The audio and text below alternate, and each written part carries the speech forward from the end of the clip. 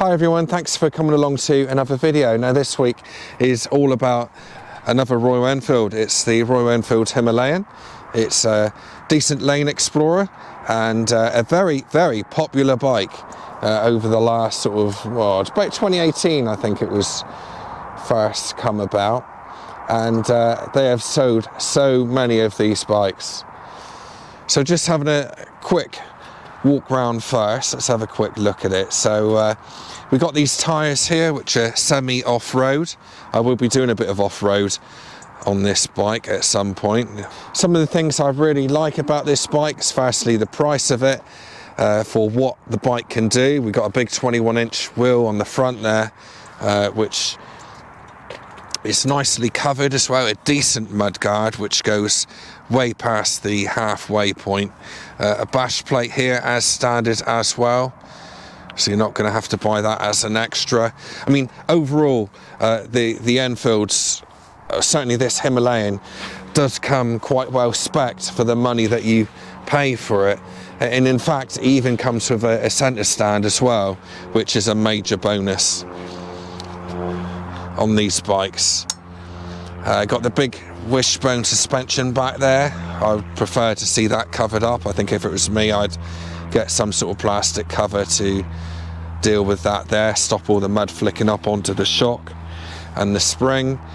But as you can see, it's a bike which does what it says on the tin, basically. You know, it is there as a lane explorer, and it's the Land Rover. I've probably said this 1,000 times already in the different segments of this film, but it is the Land Rover of the two-wheeled world. So dashboard wise, let's have a quick look at that. We have the speed there, the miles, trip A, trip B, tells me that the side stand is down, the time and the temperature. Then here we have a gear indicator, a fuel gauge and a rev bar here. This does also come with the tripper, which is kind of something and nothing really, but it's nice to have it still thrown in with the bike. It doesn't probably cost them a lot to provide that, so that's all good. Right hand bar, we have the kill switch, hazards and start button, and over this side we have the pass light on this side, high beam, low beam, indicators and a horn, quite a loud horn as well actually. They're not adjustable levers, so again it's all standard stuff that you'd expect from Royal Enfield. So without further ado, let's get out on the bike and we'll do the first segment now.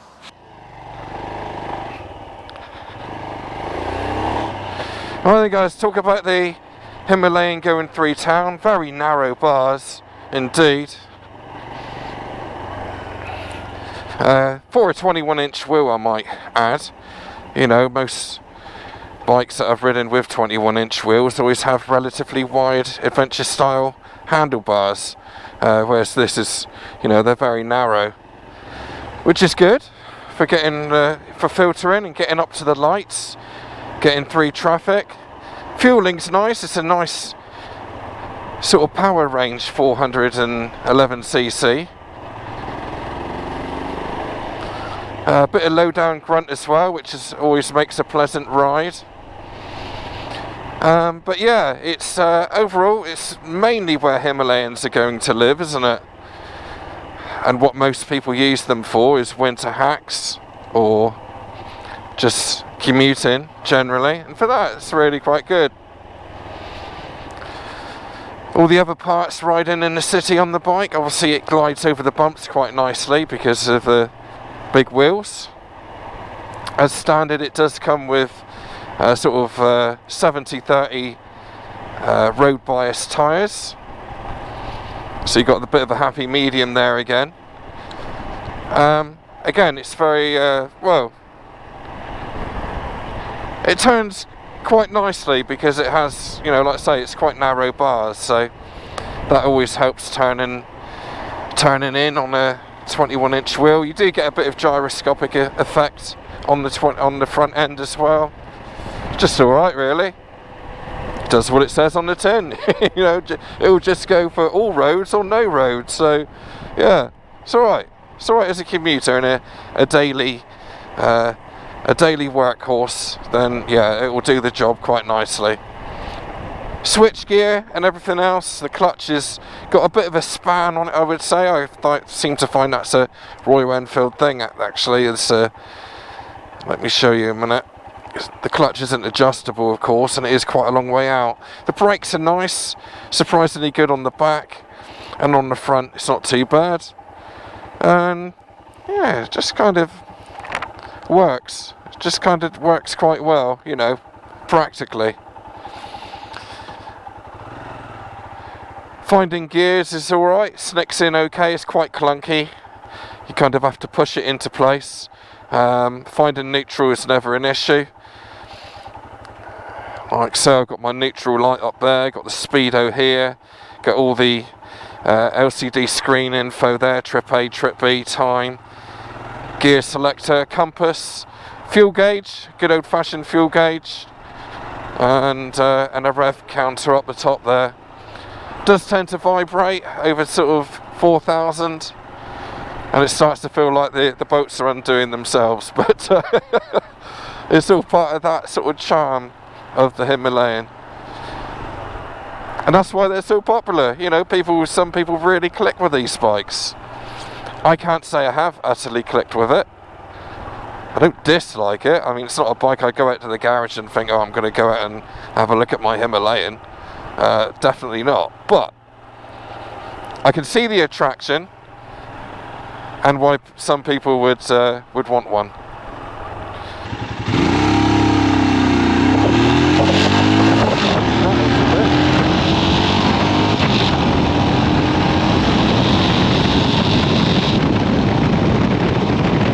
So out on the motorway, the screen was quite buffety on the top of my helmet. Quite noisy as well.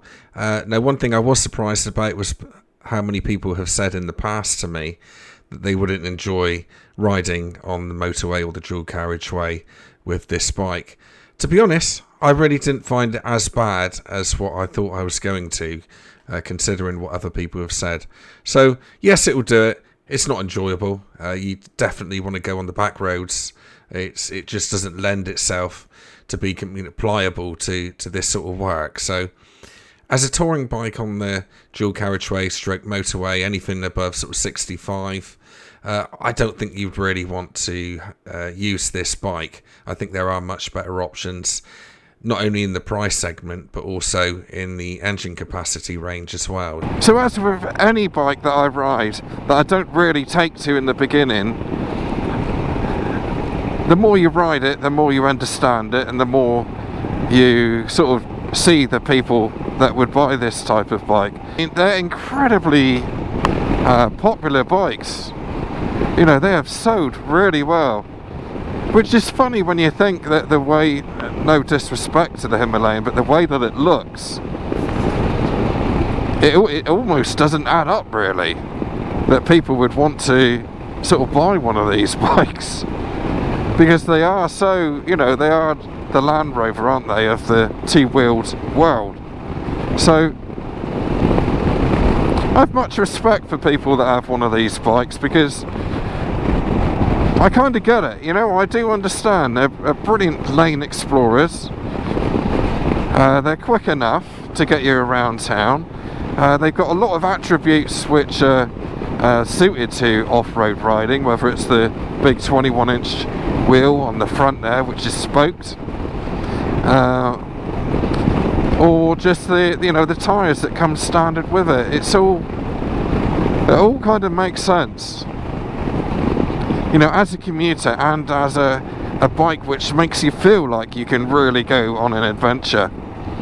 At this moment, Itchy Boots has just taken out a 450 Himalayan, so this is almost becoming old hat now, these 411s. I guess they're going to keep selling them. I think they're still, I haven't heard any different, that they're not going to sell them anymore, but I hope they do really, because I think that these bikes possibly offer something that the 450 doesn't. Is the 450 going to be a better bike? For me, yes. I really like the sound of that 450. I think it's going to be quite an exciting bike. But the 411 still has its place, I think. You know, for those people that do just want bare bones basic biking and want something that they can throw around, not worry too much if they're going to drop it, because it's cheap to buy the parts. Believe me, I know.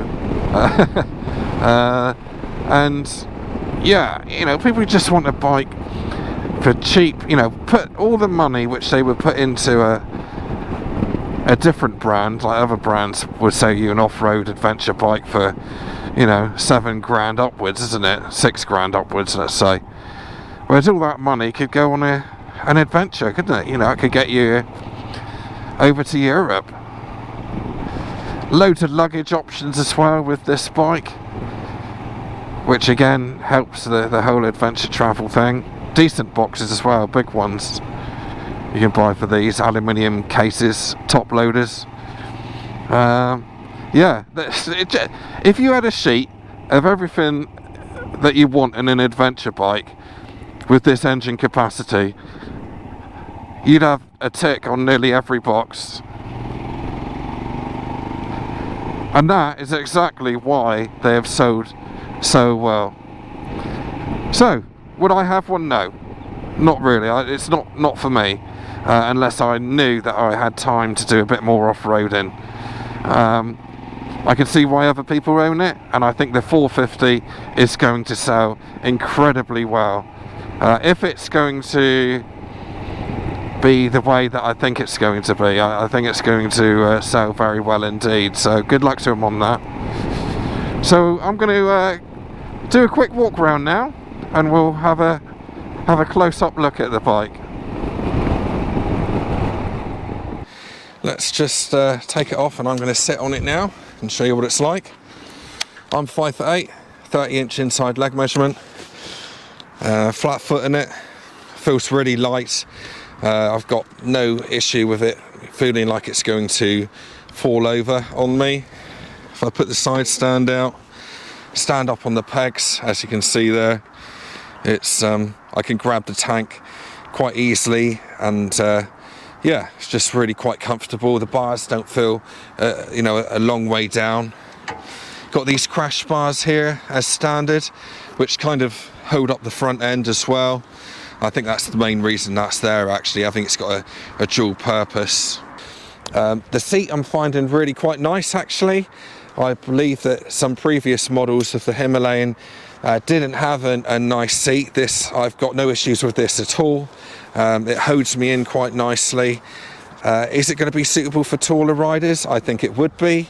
I don't think people would have an issue with this bike being a taller rider, mainly because the handlebars are quite a long way up anyway, so it just feels like it's capable. And again, it looks utilitarian, and that's exactly what it is. It does what it says on the tin. It's not there for looks. It's there to be a bike which will pretty much take you anywhere, to be fair. And that's what this Himalayan is all about. The pegs are quite narrow. I think they should have been a little bit further out. I find them a little bit shallow there. And the brake as well, you kind of have to pigeon toe your feet in a bit to be able to get to it. Again, it'd be nice if that was a bit wider, just to give you a bit more purchase on your foot there. Standard with a carry rack here, which is a nice addition. So that means if you want a top box, you don't have to buy a rack with it. It's all there ready to go, so that counts for a lot in itself. If you drop this bike, then you know the parts aren't going to be silly money. You know, you're not going to worry about it like you would be a bike that's £10,000 plus. Finish wise, it's, you know, it's okay. It does the job. You know, it is rough on the edges. You know, if you're somebody that likes the Welds, absolutely 100%. That's not what you're going to get with this. I mean, it looks like some of this has been glued together. You know, it doesn't even look like it's been welded, but of course it has been welded. It's just not neat. You know, and again, it doesn't make any apologies for that, and it shouldn't. You know, this bike is kind of putting two fingers up to people that want a bike that is perfection. You know, it's not about that with this bike. It really isn't about that. It's about having a an accessible, a financially accessible bike which you can go on an adventure on. Spoked wheels, so again, they're not stainless steel. I believe they're just kind of steel spokes there, so over time they might start to get some surface rust on them, but that's what you get. It's it's a cheap bike at the end of the day, and it's rough around the edges. I wouldn't have the bike any other way, so, and I'm sure a lot of the owners say the same thing. So it's good for a commuter bike. It's good for going out on the weekend, exploring green lanes and exploring things which most other bikes don't do. This bike will do. It works well. I like the engine. I think the engine pulls nicely. The gearbox is nice and clunky. The dashboard tells you what you need to know. It's got the fuel gauge, the speedo, the rev counter, and so it's basic biking, and that's really what we need, and that is what Royal Enfield has brought us over the last sort of 5 years, is basic biking that we've all been asking for many, many years, and they have delivered, and they have done really well for that reason. Put it into first. Sound right, it's quite, so to listen to, it's a bit of a putt-putt engine, as I would call it. Just fine. Very light, very easy to grip the bike as well if you want to. Slow speed stuff, again, yeah, it's what you expect. It's a light bike. Clutch is relatively light to use. That being said, you do feel it's a cable clutch. Okay, so that's all well and good. Pushing around, got these grab handles here, and the bars are not too far spread apart from you, so relatively short wheelbase, really, it looks like. And yeah, it's light enough, easy to push around, and also comes with the centre stand as well, which is really good for chain maintenance or if you're in a tight parking space. So I just want to say thank you very much for watching the video. I do have other Royal Enfield videos and reviews which I've made in the past, and I'll put some of them up at the end of this video, including the Meteor 350 and also the Hunter 350 as well. So thank you very much to you for watching. If you could give the video a like, that really helps me a lot. I've had great fun on it. It's been a real experience, and I've seen places which I can't see on any other bikes which I've had recently. So it's been fantastic. Thank you very much for that. Thanks to you guys for watching this video. That is the most important thing, and that's what keeps my channel pumping and moving forward. I bring out a video every 4 p.m. on Sundays, and I'll keep doing that for as long as I can. So thanks very much for doing that. If you give the video a like, that makes a huge difference to me, and keeps the channel pumping, and keeps me riding different bikes every week, and I really appreciate that, so thank you very much. Also subscribe, of course, if you haven't done already. But apart from that, I'll see you next week. Thank you very much for watching. Now, I know what you're thinking. You're thinking, where are the off-road videos for this off-road bike? Well, they are coming up. You just got to hang on for a moment. If I put the off-road videos into this video, it would have been too long. So do stay tuned, and I'll shortly be bringing you an off-road video.